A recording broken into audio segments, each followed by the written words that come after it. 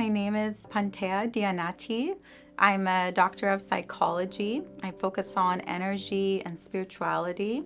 And it seemed like as I was going through my life as a little kid, there was always this voice that was talking to me and guiding me. If I was like in a dangerous situation, it would tell me something bad is about to happen, and then it would happen. But I used to think it was just my own voice. Like I used to think it's just my higher mind or, maybe like a smarter part of me that knows things. So it would tell me like, don't go here or don't be friends with this person or this person is not trustworthy. And I remember like staying up and praying all night and trying to connect to God. And that was like a separate thing. So there was the voice and then there was like my obsession with trying to become friends with God.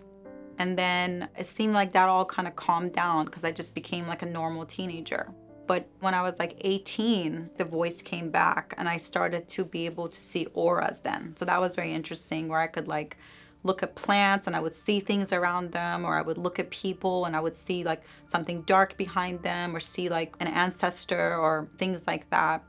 And it just seemed like the powers just kind of kept expanding. Like where it started with just seeing like little lines around trees, then became like I would literally see someone's grandmother like standing behind them. Or I remember talking like a security guard at like a CVS and I saw this like really tall person standing behind him.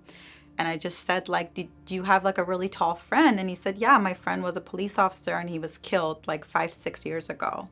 And I was like, yeah, he's like standing right behind you. So that's kind of what was happening. And then I was going to school for psychology, right? So in psychology, they train us like the things you see, the things you hear, these are all delusions, they're all fake. But because there was so much of repetition and it kept like coming true, I was like, maybe there's something to it. And I would only talk about it like with people that came to see me for my work, I would say. Because most other people didn't believe me, but my dad believed me. He's the one that he would always be like, oh, everything you say somehow comes true, Pontea. And I'd be like, yes, yes, just listen to my warnings. And he didn't listen to me this last year and he actually had a stroke. But 2 months before he had the stroke, I kept telling him, like, Dad, you got to go get checked out. But he was just like, I'm fine. And then he ended up having a stroke. So I wasn't really talking about it, but my clients, when they would come to see me, I would tell them, I would tell them messages when it was appropriate. And then there's other times where I was told, even if I saw something, not to say anything because it was not my place, like it was going to divert them.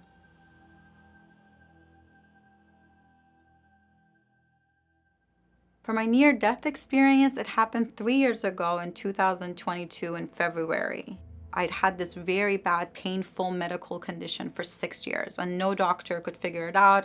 So I went to a surgeon, and he said, let's do like a sinus surgery on you, just like a simple surgery where we open up this airway, because I had some water or air bubbles stuck, something like that.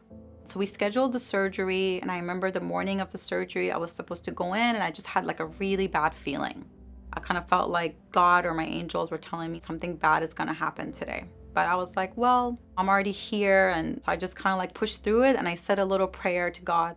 If something bad is about to happen today, just allow me to use it to be of service to humanity, which is like a really powerful protection for people to know. So went under surgery. And when I came out, I was feeling really bad.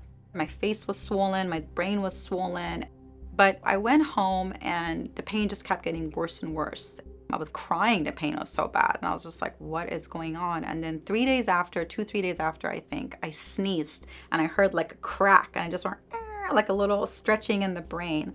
So my sister came and she took me to the hospital. And at first they're just like, oh, it's just like a headache, like you're fine. But then they did a CT of my head and I had all these air bubbles all in my cranium. So then they said I had a CSF leak, which is when something cracks here and your brain fluid is coming out. So then they kept me in the hospital. They transferred me back to the ICU. And when I was in the ICU, at some point the pain was so bad that I crossed over and I went to the other side. The way it happened is that I was just there. What I'm like seeing right now is it looked like a heavenly world and there was all these mountains, like giant mountains everywhere. And there was all these different demigods or goddesses or gods, like angels, each on their own mountaintop. And they were like dancing. Each of them was kind of moving. And I was so happy because it was like the happiest place ever. Everybody was so joyful. I didn't have any pain in my body. And I just remember thinking, like, I really want to stay here. And I heard that same voice that I'd been hearing my whole life. And it was very loving, it was very compassionate. And it said to me, Pontea, I know you've been through a lot. So if you want to come home, you can. It was a very deeply compassionate voice. And then he said, but if you go back, you'll be able to help them with what is to come. And I kind of saw an image of like my family, I saw an image of my animals, and I saw humanity. And I saw all the bad things that was basically going to happen in the world, which wasn't a surprise to me because I kind of already had seen that vision a few years before. But that voice showed that to me and said, so if you go back, you'll be able to help them with this. So I felt guilty and I was like, I got to go back. Like, I can't abandon everybody I love and humanity, and it's going to be really bad. So I came back into my body. Suddenly, I was back in the hospital room. I was hearing alarms going off. And that voice also told me, like, you were already sick before this happened. And now that they've, basically cracked your head, you're going to have a lot more medical problems. So basically, it told me, like, you have to be patient. This is going to take time to heal, but we'll send you help. But then when I went home, I was still not feeling good. I had so much pain. My brain was working different. I wasn't really thinking clearly. But I was very, very giddy and happy, which was the weird thing. So all this pain, all these challenges, all this brain fogginess, but I was always giggling, which was really silly. And I think that was the gift that God gave me, was when I went to that other side, I got to bring that like essence of that world, which is everybody was dancing and they were just like very joyful. And my psychicness kind of got a lot more intense. Whereas like before I would see someone and it was almost like it would form around them, like I would start to see their aura or whatever, or the messages for them. But now it's like very immediate. I meet someone and I instantly know so much about them. It doesn't take time. And with nature, my connection has gotten much deeper because I still have medical challenges, right? Like they haven't gone away. So if I go to like nature, like I'll be drawn to a certain plant. And then when I Google it and I research it, I'll know that plant is like the right plant for me to like get a medicine from, for example. Like I found this monkey flower when I was hiking. And then when I Googled it, it was like exactly about the kind of trauma I'd had. And so I'll be drawn to it. It's almost like they'll pull me towards themselves. So connection with nature increased. My healing abilities increased, whereas like before, if I had to have a session with someone, it would kind of take a long time to remove an energy block, something like that. But now like the same thing can happen a lot quicker if it's meant to be, because it's all God that's doing this. It's not like I'm the healer. I think that's a really important thing to distinguish here. It's not like I'm special or I'm like healing people. It's like when people come to me, God will show me something on them, and then if it's meant to be healed, like it'll be healed. And also the voices have gotten more clear. Before it was just like one voice that I would hear, but now I can tell when it's God, I can tell when it's an angel, I can tell when it's one of my spiritual teachers from the other side, I can tell it's somebody from here. So everything kind of got much more like clear, and also my doubt went away. Before all this, right, like as a scientist, researcher, I always thought I was imagining all this. But once I heard that same voice, and it was like the exact same feeling and the exact same voice, all my doubt went away that there is a God. There has to be, because how could it be the same voice and not be? So that's the other thing changed, is that I don't have doubt anymore. When I have a feeling about something, like I'm like, yeah, that's correct. And if I do doubt it, I always end up like paying for it.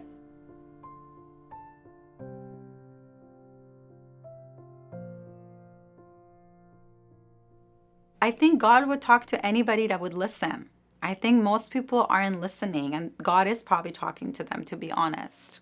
So I make time every day to like sit down and talk to it, study about it. I go to like temples all the time. You could say since I was a little kid, since I was baby, it's been like my obsession. So I think whatever we obsess on will expand. So when I look at people, they usually all have like a team with them. Some people will have ancestors. Some people will have like the angels. Now, it's kind of like, are you going to pick up the phone and call them, or are you just going to ignore them? So we can connect to them a lot of different ways. Depends on like if you're a better listener or if you're more of like a feeler person. But the easiest way is just getting yes or no answers.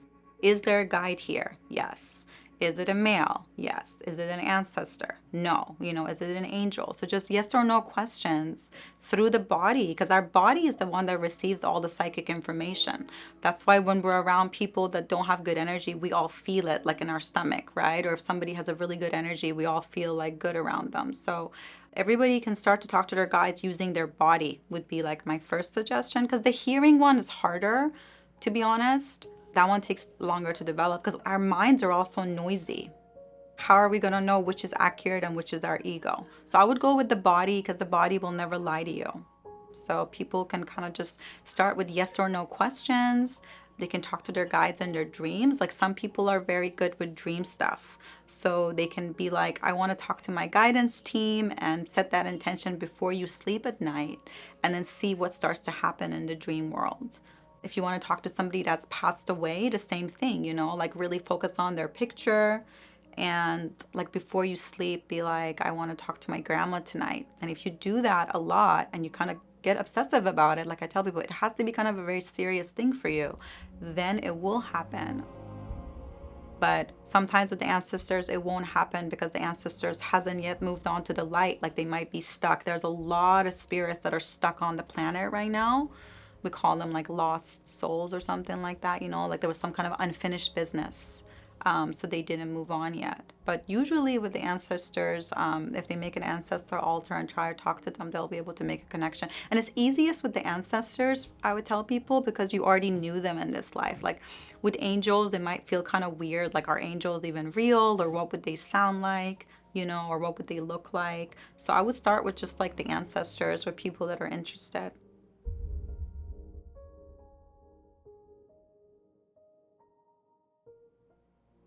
I've seen it a few times now, like when people are about to die, like their eyes look different, like how we normally look at people's eyes, we see something, right? But when someone's about to die, their eyes will get gray. It's almost like it has like a film over it. Might not be a physical thing, but energetically, it looks like the light is kind of going out. That's why I don't worry. Like sometimes people will come to me and they'll be like, this person's dying. And I'm like, no, no, they got like a few more years. And they usually do. But yeah, when they're about to go, their eye light will start to dim. It's almost like their light is getting ready to leave their body. So it's almost like the energy in their body is lessening. And just recently somebody passed, and I remember right before they were telling their family member like, oh, grandma's here or grandpa's here. And I was like, okay, yeah, they're getting ready to leave. Like, get ready for that, Because until then I kind of was like, no, they're fine. But then once the ancestors start coming to grab them, it means like the crew's coming to help them move on. Like, because usually somebody will always come to meet you, whether it's like a spiritual teacher you believed in, an ancestor, or like if your husband and wife went before you, or like your kid. Seems like there's some kind of a welcoming committee on the other side always. And I've heard from them, like when it's like an accident, for example, sometimes they'll take him out of their body before it even happens, so they don't actually feel the impact. Or if it's a kid that's really sick, same thing. Before they're about to go, the soul's already left the body. There seems to be some kind of a thing God and the angels do so that people don't feel that kind of intense pain. I'm not sure if that's the case for all of them, but I've heard enough cases where that kind of stuff happens, where like I asked, like my friend that had cancer that passed, when I talked to her on the other side, I was like, what was it? And was it painful? And she said, no, like she kind of just left her body. She wasn't feeling the physical pain of it or something like that. But I think it's different for different ones. If one of them is like at peace and they're super like spiritual when they die, they're gonna have way different abilities than somebody who died with a ventilator on them with opioids. So the ones that have died like that, they actually have to be helped to move on, and then they can come back and they can kind of like help you and stuff like that. But the ones that have a proper burial, I think somebody was joking, like in China, they never have hauntings because they properly send the ghost through, when they pass. Versus like in America or Western cultures, like we bury people and then we don't really do much. So a lot of the ghosts aren't actually moving on. But if they do move on and they're at peace, yes, they'll be able to come back. And some of them become really advanced. Like I've seen some ghosts on the other side, and then when I see them come, like they're very bright, they almost look like angels. But some of the other ones, like one of my clients a couple of weeks ago, she came and her husband didn't look happy. Like he was kind of sad. He was worried about her. So he wasn't moving on because she was still kind of holding on to him. So I had to kind of talk to her and help her and then heal her. And then we healed him on the other side. And then we had to have his parents come so then he could kind of move on. But the last thing you want is to piss off a ghost that's living in your house. I learned that the hard way. So I would just close my eyes, sit in meditation, pray. First, like bring protection around you. And I would just kind of talk to her and say, like, why are you here? They might tell you something like, I'm afraid to go, or I want my mommy, if it's like a little kid, things like that. So then I usually talk to them and I help them process their trauma. I'd be like, I'm so sorry you died. Kind of like doing therapy with them a little bit, you know? And I'll say, like, are you ready to move on now? And then I ask them, how do you want to move on? Do you want to go on like a cloud? Do you want the angels to come see you? Do you want a staircase? Depending on their religion, they'll want different things. So we have to help them move on because, yeah, if they're kind of stuck there, it's almost like they drain your energy because they don't have any life force themselves because they're dead, you know, and they're not eating food. So if there is a ghost in your house, like you might feel low energy a lot of times or just weird stuff might happen. And from my experience, it seems like different ones have different abilities. Some of them can move like coins and they really like the smaller coins, like a dime size if you're in America, but like I don't know why that weight seems to be the one, but if you start to find dimes all around you, that's usually a spirit that's trying to communicate with you. They also tend to come in like hummingbird form or like butterfly. For some reason, that seems to be an animal that they can manifest. I know when my cousin passed, I like a hummingbird came to our house and it just kept coming and I knew it was like his spirit. So they'll come in animal form. You might see like clouds. Clouds is another way they seem to be able to communicate. Or you'll feel them. Honestly, for me, again, like I always go to the body and feeling things. You'll feel like a wind suddenly come into the room, you know, or the hairs on the back of your neck will stand up or something like that. They also like music a lot, I've noticed. If you're listening to the radio or like YouTube and random songs are coming up and like the song that they used to love will suddenly come on, they seem to be able to influence electronics that way, I've noticed. Even sometimes, like I've had people that were gonna pass and they came and told me and then they passed like a week after. That was weird. Like, so I've even had things like that with spirits where like one of my clients, she had cancer for a long time and we were trying to save her.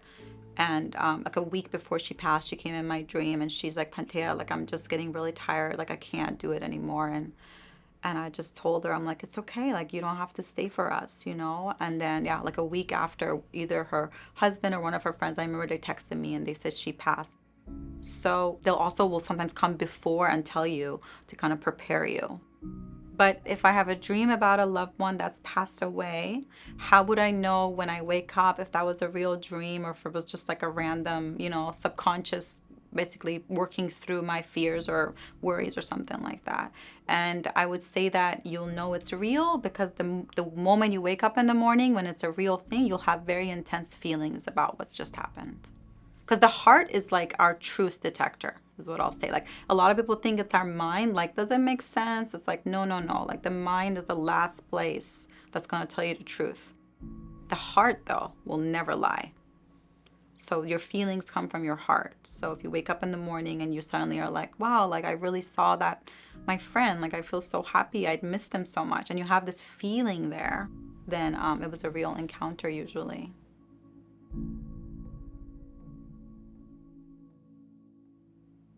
It's hard, you know, especially because of our world. Like we're kind of always in, like so much information is always coming at us, right? Especially with like social media and then like everybody's always giving everybody advice, right? But the sign will come through people you feel at peace with. So like if one of my teachers tells me you should go to India and then another person says it and another person says it, like at least 3 times, I know my guides are kind of trying to get my attention, like you should go to this location. And it's going to come through whatever is your strongest sense. So if you're a musician, it's going to come through a song. You know, if you're a photographer, like you might suddenly see a photo that reminds you of your grandma. That might be your grandma's way of saying like, hey, I want to talk to you. But I would say like if we really want to make sure they're accurate, we have to have some kind of a spiritual practice every day. Sit down and meditate and then be like, I really want to know like what's my next step, for example. So that's how I would suggest for people to start, is sit in meditation, kind of clear your mind, and then have the question in your mind like, where should I move, or who should I marry, or what career should I do, or whatever kind of life change you're thinking about. And then at the end of your meditation is usually when the message will come. That's probably like the easiest way. But it's going to come through the whole world. I kind of see the whole world like we're in like a movie and every character is bringing us signs. So it can be like a homeless person. A lot of times I've gotten messages from like a homeless person I've helped, because people always think like God is going to be this grand thing, but God is actually super humble. So a lot of times God is going to come through us through messages from places we don't even expect, like a homeless person like holding up a sign. Like remember the movie Bruce Almighty? God was like a homeless man holding a sign with Jim Carrey. I thought that was really interesting. But it'll get your attention somehow. Like you'll be driving and you'll suddenly be drawn to a person. And so if you have that feeling of being drawn to someone or something or a location, I would go there. And the more you trust it, it's like a muscle. Intuition will get stronger. So like I do that every single day. I'll be driving and I'll be like, okay, I want to go get coffee here. But then one of the lights will get my attention and I'm like, oh, I'm supposed to go right. So then I'll go right. I'll end up at a random coffee shop and then there'll be somebody there that needed my help. So that happens like all the time now. So I would pay attention to your senses and what's kind of getting your attention, whether it's something you see, you hear, you taste, you smell, and also going beyond the senses, which would be like the feelings you get like in your heart and in your body. I was working in a clinic with felons a few years ago, and I was interviewing this guy who had killed a lot of people and nobody knew. But within 10 minutes of talking to him, I had the worst feeling. Okay, something is really wrong here, but I don't know what it is. And then he confessed to me. He's like, yeah, I've killed a bunch of people. I cut up their bodies. I buried them here.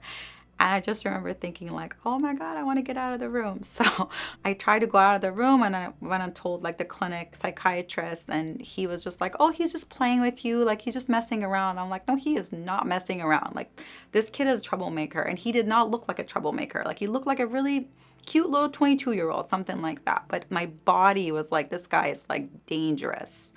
So anyways, they admitted him into the clinic, even though I tried to tell him not to. And then months later, he was taking videos of the girls and posting them like in the rehab. He was doing all kinds of very bad behavior. So he was like a very dangerous person. But within 10 minutes of meeting him, my body was like wanting to throw up. So if you ever get that feeling next to someone, that's usually a sign of somebody that's very, very dangerous. So that won't happen a lot because most of the population isn't like murderers and sociopaths. But that feeling in the gut, it's like our third brain. So that was a very interesting one. So signs will sometimes be loud like that to kind of protect you or protect others. But a lot of people ignore the signs. And as long as you ignore your signs, you'll get stuck. Because God is kind of saying like, I want you to go here. And you're like, no, no, no, no, no, no, no. And God is like, no, you got to go here. So we just can stay, because we have, let's say 95 years in our life. God doesn't care like what we do. It's not like it needs us to do anything. So we have complete free will in this universe in that sense.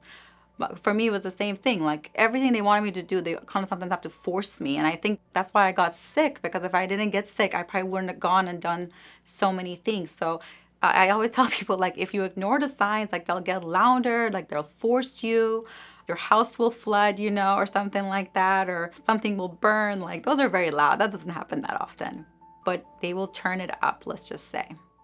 And so I don't think it's an easy thing at all. The most spiritual people I know are the ones that have had the most trauma. I don't know why spirituality and pain are so like connected. I think it's because we're stubborn as humans, to be honest. Like I'm pretty stubborn, so there's a lot of things I wouldn't have done if I wasn't in pain.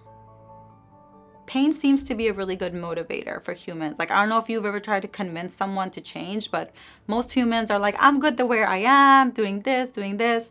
But if suddenly they get sick, they're willing to change their diet, or if they lose their money, they're willing to go try a new job. So that's why God allows that, because I would ask God that. I'd be like, why do you let me be sick for all these years? Like, and I still have the headaches that I've had for 9 years now.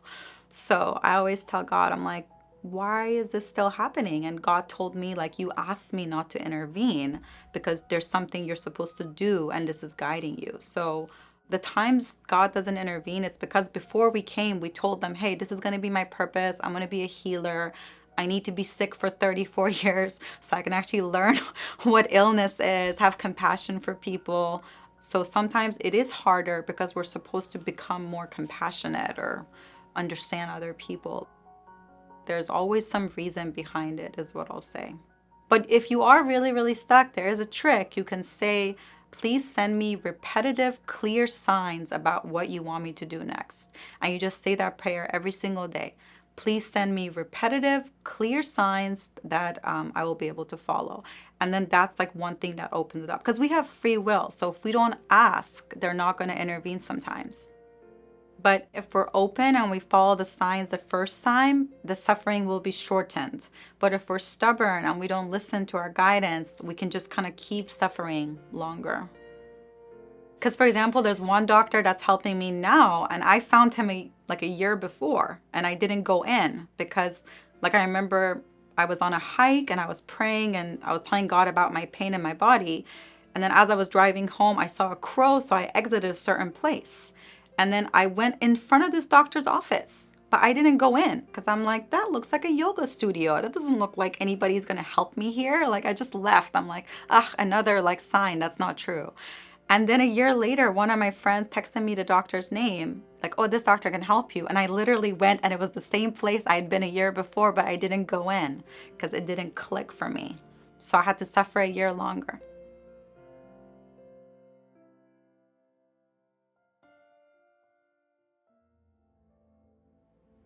If they're going crazy, the rest of their life will look like a mess, right? Like they won't be able to have a job, they won't be able to have stable friendships, they won't be able to like pay their bills, right? Like if they're hearing voices and then it's affecting their life to a point where they're not grounded anymore, then they could have schizophrenia.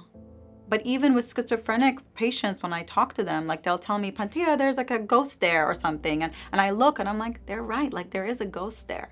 But they're not grounded enough to be able to like use that ability, let's say. Like one of my teachers once said, like a Native American tradition, if a kid was like able to see ghosts or spirits or something when they were 4 years old, they would train that kid from the beginning. So I always think about my schizophrenic patients that I had, and I would be like, what if they would have had a training from the time they were 5 to like how to deal with these voices or dreams or whatever they were hearing? Maybe by the time they hit 16, 18, they wouldn't have developed schizophrenia. Because schizophrenia happens when you have a really bad trauma that happens to you, or people do like some kind of a drug, like one of my clients, he did like acid and he like fully lost himself. That doesn't happen to everybody. But to him, he was about to go to SDSU. He was 19 years old, super smart, sweet little kid, did like acid and ecstasy, like I don't know, he mixed a bunch of stuff, and we just couldn't bring him back. And that was really sad because he would talk to me about God and angels, and everything he was saying was true, but he just didn't have the groundedness to be in reality. Like that's why it's so important for kids to have this training from the beginning, especially if they're psychic, because then they'll be like a normal human and they'll have abilities. But of course, like if you just wake up one day and you're seeing ghosts all in your room, now they take you to a psychiatrist and they give you medication. But those medications don't make those things go away, by the way. They just don't see them anymore because it's almost like they're dulling their brain out. So it's almost like giving someone glasses, but the ghosts are like still there. And actually, a lot of times they still see and hear them, because when I would work in the clinics, they would tell me, but they wouldn't tell the other doctors because the doctors would increase their dose if they told them. I don't work in the clinics anymore now. I just kind of do like spiritual energy psychology. But back then, they would come and tell me. And that was an interesting thing, to be in that clinic with a bunch of psychotic people. And I almost felt like God had me do like an internship so I could tell when it was real and when it was fake. And a lot of times, the ones that thought they were seeing something, they were really seeing something, but nobody had believed them. They told them they were crazy. So then they wouldn't talk about it or they would hide it. So I told God to like turn mine off unless it's absolutely necessary. Like you can actually control your psychic abilities. Think like a Jedi gets training, right? How to use the Force. So before I would meet someone, I would tell them like all these files would just get downloaded. And I would just tell God like, that is way too much information. I do not need to know like what happened to them when they were 5 years old. Like it's like, I don't even want to know. So then I actually adjusted it and I told God only what I need to know that would help this person, like let me know about it. Because sometimes we're not supposed to intervene, but other times we're supposed to intervene. So I told God, only show me when I'm supposed to intervene, please. And otherwise, just kind of like, please turn off that ability.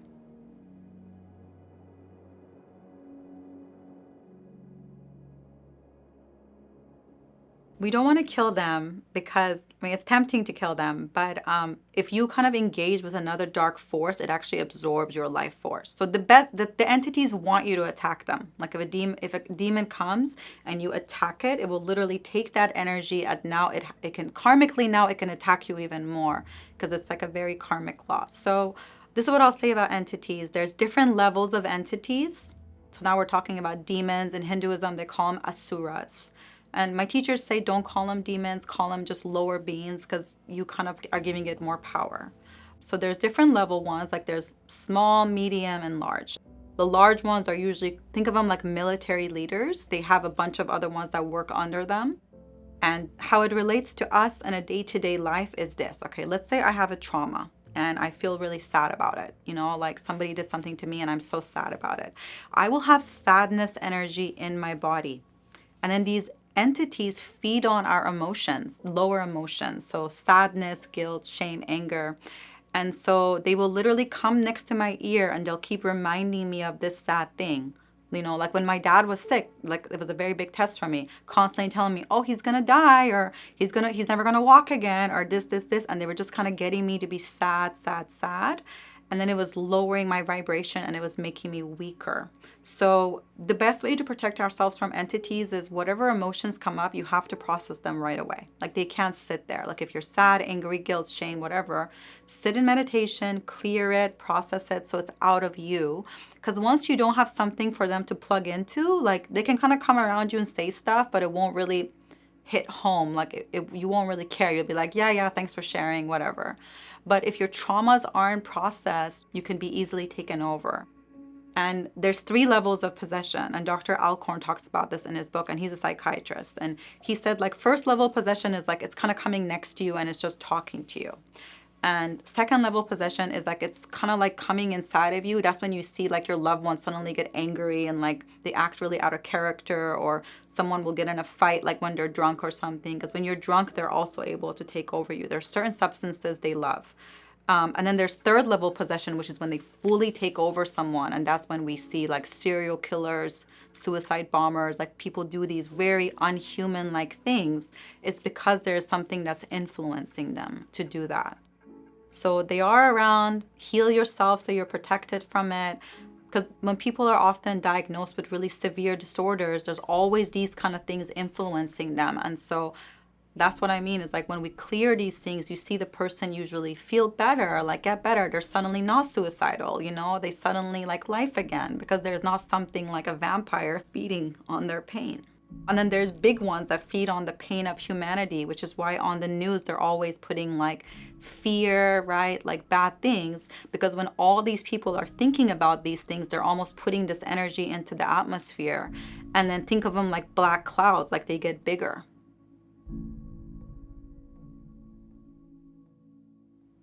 We all have trauma. I don't know anybody on the planet who hasn't had trauma. Some people less, some people more. But the traumas seem to be for different reasons they occur. Either we're working out a karma from a past life. If a trauma happens to us, like it's something we did to someone else, so it has to happen and then things are balanced. Other times traumas happen because we have to learn a lesson from it to help others. And then our shadow side, it's like the part of us that's hidden. Our guilt, our shame, our lust, like our anger, all the parts that we all have and we just kind of like don't really acknowledge, right? Like you might acknowledge it with some people privately, you might acknowledge it with your therapist, but we all have it. So our shadow side is actually like a big part of our power. So I would say if most people like get to know their shadow side and understand it and have love for it, it can actually help them a lot in the world, you know, instead of like being secretive about it. So understand your desires, your anger, your guilt. Like, why do you feel guilty? Is it because you were conditioned to feel guilty, or did you do something wrong that you got to fix it? But most people kind of just say it's all out there, right? It's just like all out there, but I'm perfect. Like, I don't have any of those. I don't have anger. It's like, no, we all have anger. And it was Carl Jung that said, once you understand your own shadow, you'll be able to understand other people's shadow really well. But then there is like true evil in this world too. So that's like a different thing. But in our day-to-day interactions, when we argue with people, it's kind of like shadow wars. Like it's my shadow against their shadow. So it is important to understand the shadow, because then we'll notice someone else is in their shadow. And I always tell people, true love is when you can love someone through their shadow. Like, okay, I understand you're angry, or you were attracted to that person, or you had guilt or something like that. Like, let's talk about it. Because we're never going to find someone who doesn't have a shadow. Even the most enlightened people I've hung out with, because I've hung out with a lot of spiritual masters that were like amazing, and they still have a shadow. But I'm told forgiveness is like the highest spiritual level we can achieve, you know? So I'm still struggling with it, because like for myself, I can forgive people that have hurt me. But like when the doctors were hurting my dad, like it was very hard for me to be forgiving to them, because it's kind of like I would go into protective mode and want to protect them, right? But the reason forgiveness is so powerful, like I think one of the reasons is because when we forgive something, we detach from the karmic energies with that person. So if I don't forgive someone, like I'm constantly like thinking like I hate this person, they're so mean, like they did this to me. It's like we're constantly having like an energetic battle. Think like in Star Wars, like you're constantly using the force to like hurt each other. But if you forgive someone, they can do whatever they're doing, but their energy will no longer touch you. And in fact, let's say they're very spiritually advanced in the dark arts, let's say, and they're sending you like a dark attack. If you forgive them, it will literally create like a shield around you so powerful that it will instantly go back to them. So forgiveness seems like a weakness, but it actually makes you almost like impenetrable. It's very interesting, like what it does to the aura, that energy. So I kind of just, now when people hurt me, I just tell God, like, you saw that, like, I'll let you deal with it. And sometimes I've told God, like, I don't feel like you punished them enough, you know? And then God will say to me, you're not the judge. She said to me once, like, if you're going to judge them with that standard, should I judge you the same way with that standard? And I was like, no, please don't.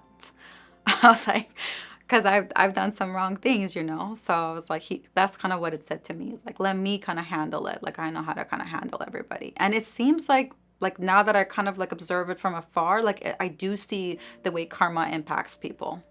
I'll see them get stuck in something and they can't get out. And I'm like, oh, that's their karma because they did this to this person. Or I'll see people handle things karmically very cleanly. Like, let's say they are going to go through a breakup or leave a job. They do it very cleanly. And then I see them, like, things just kind of keep elevating for them. So God, the good sources, it's not like they're watching us. It's more like our own energy changes when we do bad things, right? Like if you do something bad, you feel guilty after. So then that's in your aura, and it's almost like we're self-punishing ourselves. That's why I always tell people, like, there is no hell, there is no like punishment on the other side. It's all just like our own energy gets stuck in our aura based on what we do. So if we forgive someone, we're kind of like releasing that anger. But it's hard sometimes because some people do some really bad things, right? And they don't feel sorry about it. So then you're kind of like, yeah.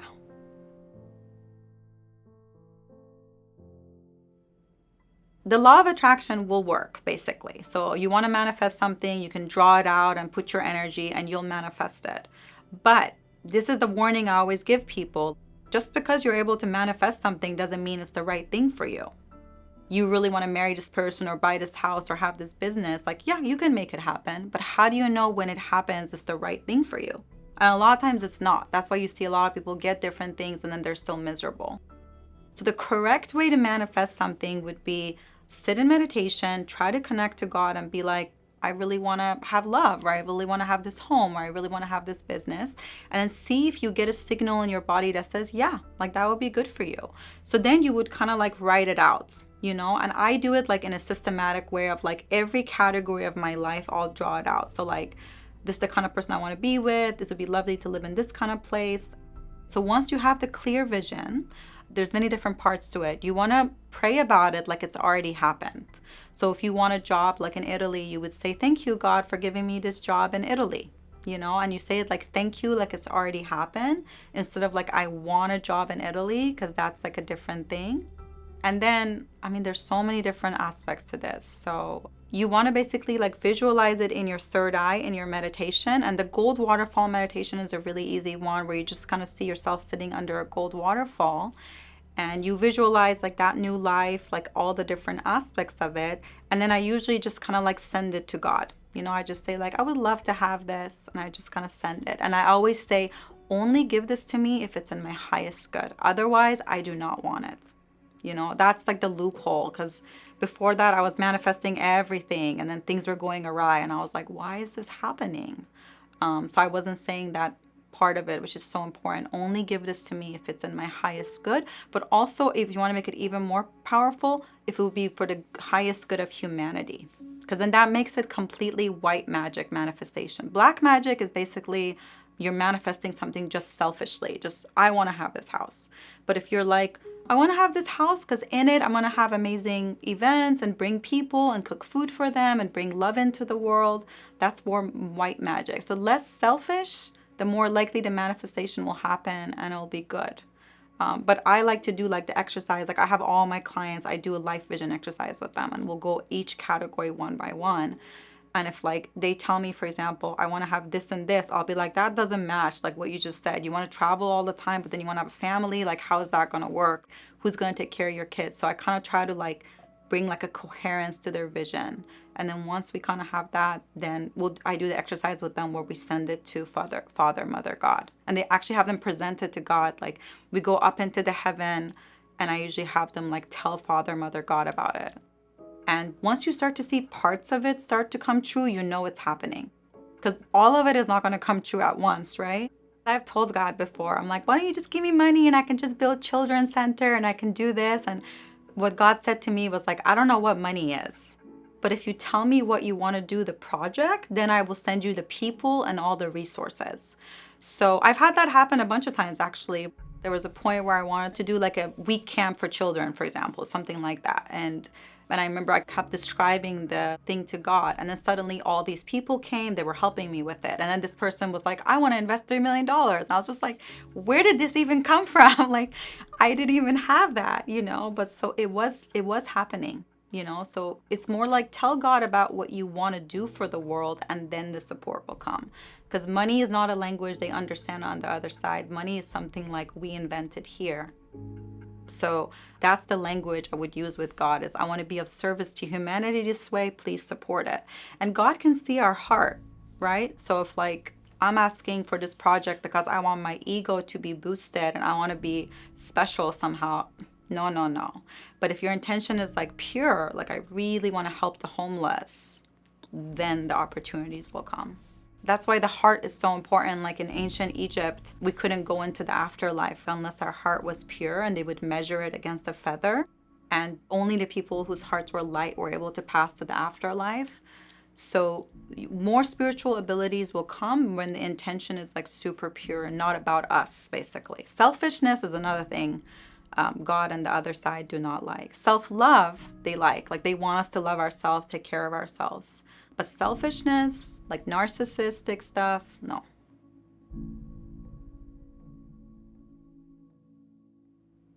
Reverend Bill said something which is so smart. He said, God already knows what you want, you know, because God is very smart. So it knows what's the desires of my heart.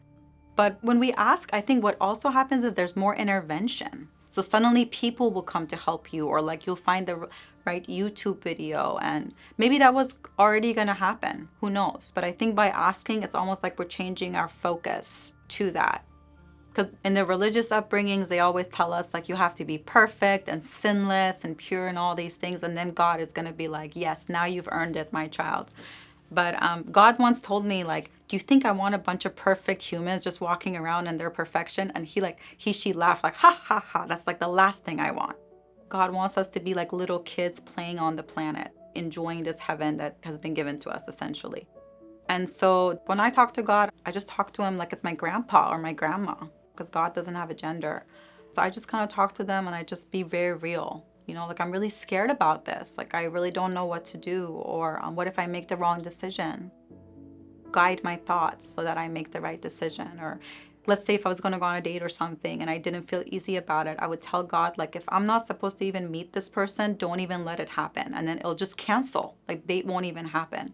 So you can do that before big business meetings or romantic things or different things to kind of even stop things before happening. Because the darkness is also in the world, right? So think of God as like the force of good, like the Force. And then in Star Wars, there's also the Sith. They're using the Force in a dark way.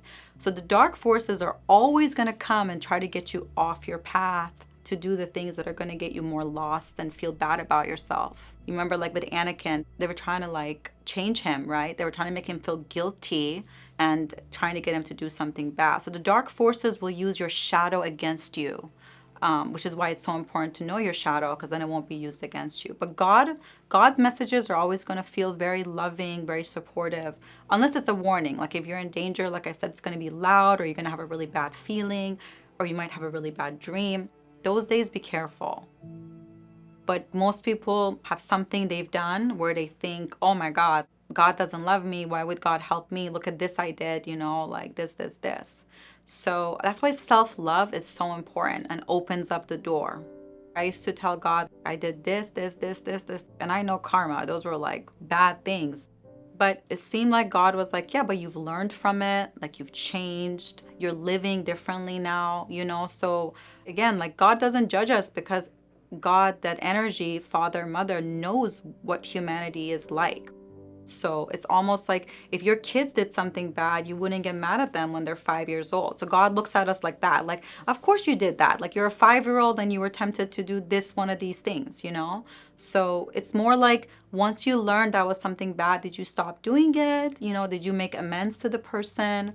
Or did your life look different after it? So as long as we autocorrect ourselves, then our energy of self-love comes back. And self-love really is the key to connecting to God. But I don't know how to say that like in a good way, because it's not narcissism, right? Like on Instagram, everybody's like obsessed with themselves. Self-love is more like, I'm not perfect, but I still deserve good things. So that somehow brings God closer, because then we feel like we have this chance to talk to something that's so grand. And again, like God is so humble, which is what I think people, like in Hinduism, in their book is interesting because there's one version of God, they describe God. God is like all the universes and has all these forms and it's like giant and galaxies. And then there's another chapter where it describes God as just like a person. That's like a little simple person. And in that book, God says, this is how I appear to people who are my true devotees, actually. He says the people that want to see that grand form of me, like I'll show them that. But the people that really know me will see me as a very simple form, actually. So I don't know what that's about, but I do think that's true. Like again, like going back to the story of like a homeless man, why wouldn't God appear like that to get our attention? People want God to be a king or a queen, that kind of thing. But when you have everything in the universe, then you don't need to do that, right? When you are really the creator of the universe, you would probably be very humble. And so all religions and spiritual paths have something good we can take from them. But none of them have the complete answer. Because if they did, all their followers would be happy and blissed out. So that's how we know none of them have the complete picture, because we don't see any of the religions, one group, being happy, helping humanity, not judging everyone else. Every religion I talk to seems to judge the other religions, which is like literally in every religion it says don't judge other people. So I take little bits from each of them because each of them has something really good. And each of them has something very, very bad because it's been misinterpreted. So any religion where it's kind of like putting hierarchy, like this religious figure is higher than you, whether it's the Pope or the Imam or something, none of that is true, because in the eye of God, we're literally all equal. That's the inherent worth, like coming back to deservingness. We all are equal. So technically at any point, if each of us sit and meditate and try to connect to God and do it like sincerely, it will work. Like that's where faith comes in. And I think that's a big power, especially like with my dad, again, like going back to like recent examples when my dad was really sick and he was almost dying, I kept hearing God telling me like, he's going to be okay. Do this intervention. And it was guiding me one day at a time in the hospital. And my dad is now home and he's recovering, like he's still not better. But a lot of doctors were just kind of like, oh, he's going to be just this bad, like he's not going to get better. And God just kept telling me like, don't listen to them. Or like when the doctors wanted to do certain interventions, I would hear God like say, absolutely not that one. But then other ones, I would feel like a very strong message. Like, I want you to do this medical intervention. And then I would tell God like, well, I can't do that. That's like a $25,000 cash intervention. And then I had one of the monks tell me, like, start a GoFundMe. So then we started it and we were able to raise money to get that medicine that he needed. But that message came to me like 5 times because I really felt like embarrassed about doing that. But again, like, it kept getting repeated because God was like, let me bring you the resources, because my intention was healing my dad. And then everybody donated, and then we got him the medicine. He just got the medicine like 2 weeks ago. So every year I'm being tested, like, are these things I'm hearing real? And my trust has to keep increasing.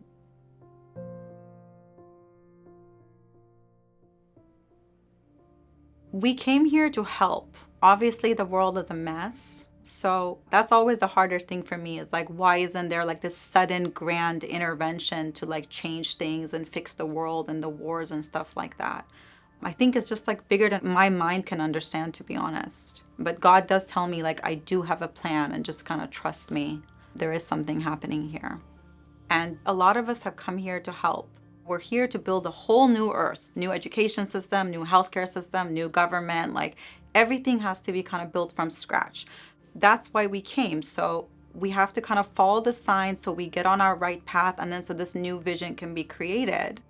And then also we're supposed to graduate from the planet, which is that we're all supposed to become enlightened. And what enlightenment means is that, like, we become one with God. All of us have God inside of us. Source, God, light, consciousness, whatever you want to call it. Like, it doesn't matter what you call it. Oxygen is oxygen. So we're supposed to become one with God, and then we're supposed to do our purpose in the world. And then the world will get better, and less people will be depressed. Like, most of the time, people that I meet are depressed is because they're not in the right path, they're not in the right relationship, they're not doing their spiritual stuff. Like, they're lost, you know? So, but also we can get sad if, like, people we love are suffering, right? Like, I found God and all these things, but my dad had a stroke, so that makes me sad. Enlightenment doesn't mean you're not going to feel for other people. There's like a misconception that people think, oh, you're going to go on a mountaintop and just be like Zen all the time.